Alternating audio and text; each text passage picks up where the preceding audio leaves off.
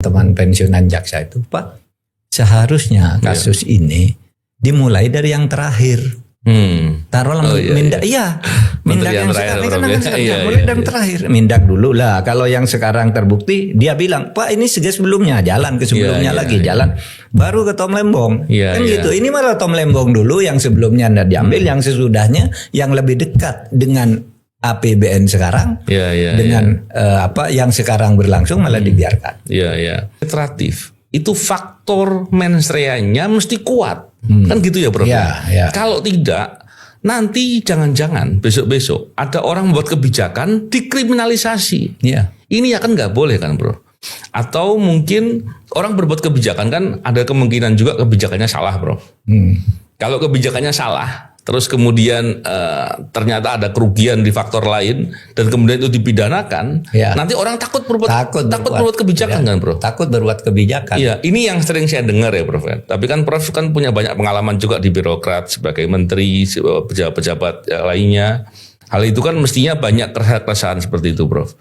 Pandangan Prof soal tadi itu bagaimana? Maksudnya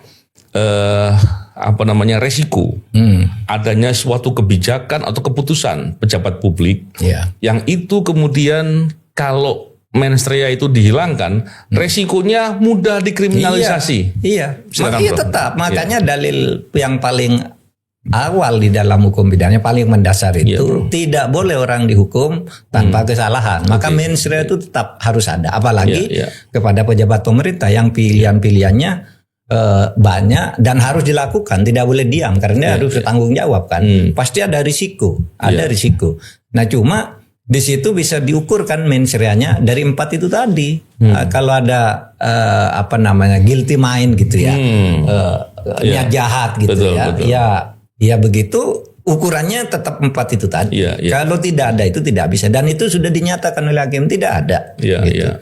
Apalagi hakimnya kemudian bicara soal apa itu kapital. Menarik sekali, Prof. Dan memang begini, Prof. Kalau kita bicara terkait dengan putusan perkaranya Tom Lembong ini, kan kita juga kaitkan juga dengan menghitung kerugian keuangan negara. Sederhananya begini, Prof. Kalau yang saya pahami dalam putusan hakimnya kan kurang lebih ada perusahaan yang ditunjuk.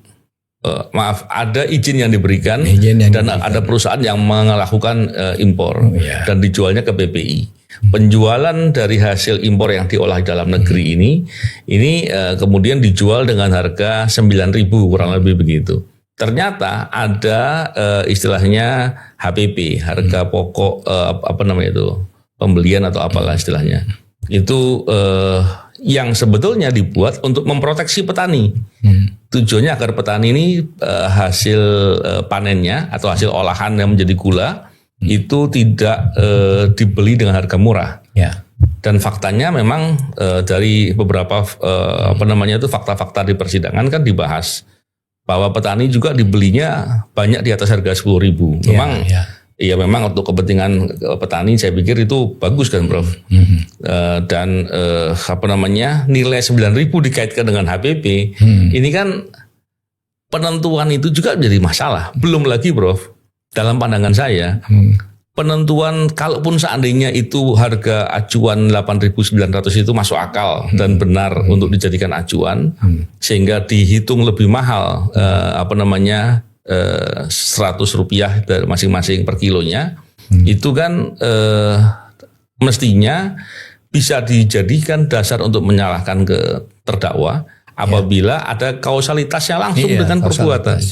Ini kan tidak ada, Bro. Tidak ada kausalitas, dan apalagi anehnya kan terkesan bahwa ini lebih politis ya, tanpa harus menyebut siapa yang mempolitis.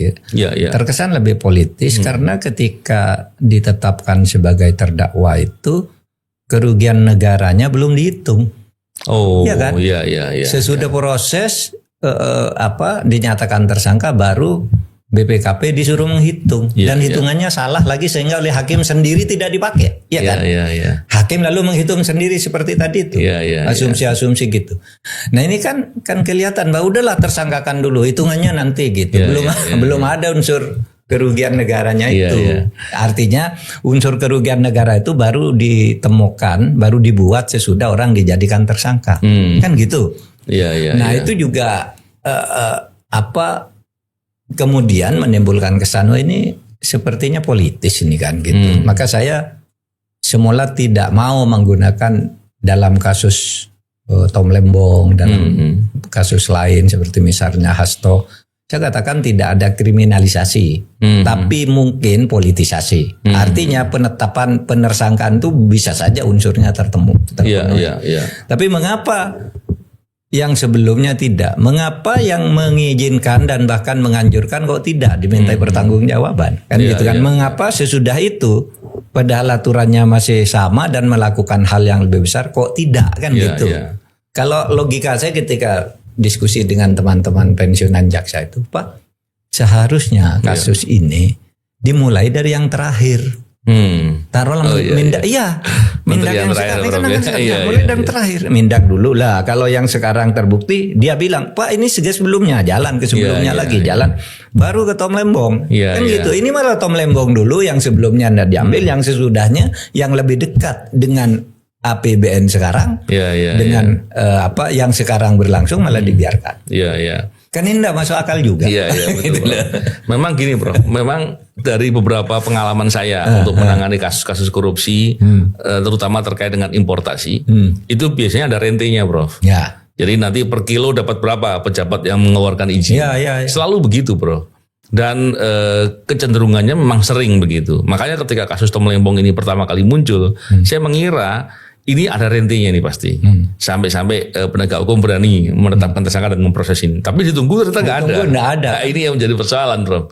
Dan jangan-jangan kejadian itu di beberapa fase-fase yang lain ada juga praktek-praktek rente itu. Ini yang justru harus dilihat sebagai perbuatan kejahatan korupsinya di situ.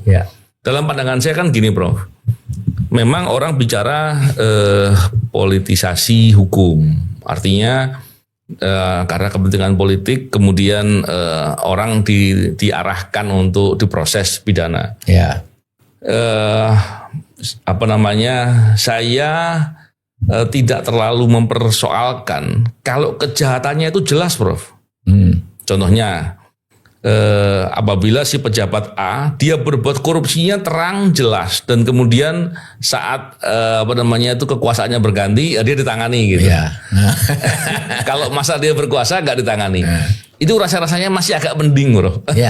Tapi kalau kemudian hanya karena masalah politik kemudian dibuat seolah-olah salah, lah ini yang menurut saya masalah serius, Prof. Sama. Gitu ya, Prof ya. Dan orang sering menggunakan istilah yang salah. Itu politik hukum pemerintah tuh jahat gitu. Padahal itu bukan politik hukum. Itu politisasi hukum. Kalau politik hukum tuh bagus. Politik hukum tuh adalah hukum yang harus dibuat agar mencapai tujuan negara, itu politik hukum. Betul. Tapi kok politisasi hukum yang dibuat untuk mendukung keperluan penguasa, itu politisasi namanya. Nah kadang-kala orang kan salah istilah menyebut ini. Saya selalu katakan politik hukum kita tuh udah bagus kalau tertulisnya. Yang jelek itu politisasi hukumnya kan gitu. Jadi betul orang disalah-salahkan hanya karena politik. Tapi saya setuju ya. Untuk membuat orang takut itu. Orang sudah pensiun pun kalau memang korupsi ya dikejar aja. Iya kan? Kalau masih berkuasa kan ada aja alasannya dilindungi. Kalau sudah itu kita kejar dan sudah banyak yang masuk kan sudah itu. Pertamina tuh terlepas dari apapun. Agus siapa Karen ya? Karen. Saya lupa tuh kasusnya. Karen. Dia kan udah pensiun, udah lama, udah jadi dosen di luar negeri. Berapa belas tahun kemudian masuk penjara sekarang. Lalu BPPN. Sapruddin Tumanggung itu BLBI. Udah lama pensiun masuk. Maksud saya besok itu orang sudah pensiun pun segera kejar gitu. Biar ketika orang menjabat tuh takut. Betul. Jadi tujuan hukumnya tercapai ya, Prof. Tujuan hukumnya tercapai. Jangan dibiarin. Enak-enak nanti pensiun, nah kan saya kan sudah pensiun, nggak bisa. Iya. Jadi daluarsa hukum tuh harus betul dipakai. 18 tahun kamu, gitu kan?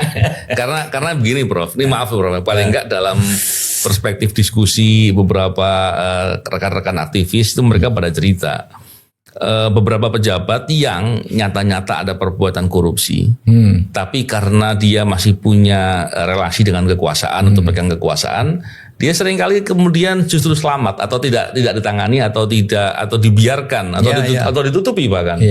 Tapi kemudian ketika pejabat yang dulunya melindungi sudah tidak ada lagi, dia ditangani, dia bilang ini politisasi hukum. Ini ya, Bro. Seringkali kan gitu ya terjadi, Bro. Nggak apa-apa. Iya.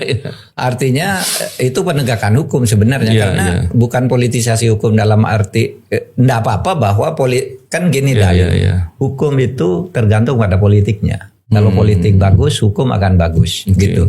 Politisasi hukum, orang untuk menegakkan hukum karena ketika menjabat dia lolos terus. Nah sekarang ini masih ada waktu untuk dikejar kan. Betul, malah pada umumnya kalau pejabat itu kena sesudah tidak menjabat. Setelah menjabat, terutama kalau tinggi-tinggi itu enggak apa-apa. Tapi maksud saya politisasi hukum yang jelek itu yang mengada-ada gitu. Tidak ada diada-adakan gitu. Setuju itu, Bro. Iya kan? Iya, Bro. Gitu.